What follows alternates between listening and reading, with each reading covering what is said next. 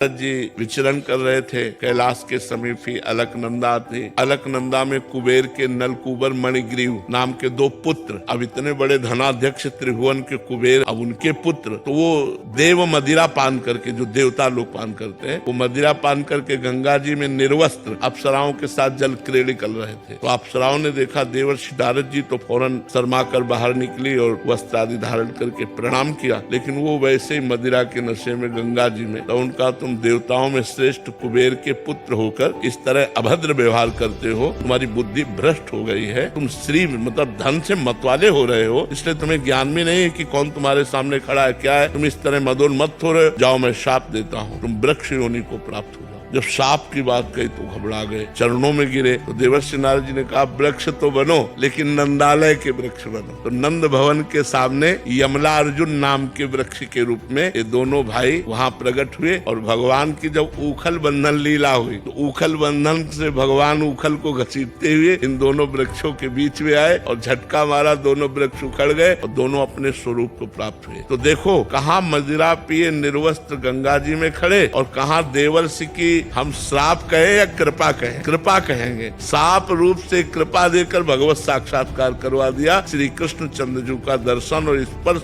प्राप्त हुआ नलकूबर मणिग्रीव को, और पुनः अपने स्वरूप को प्राप्त हुए।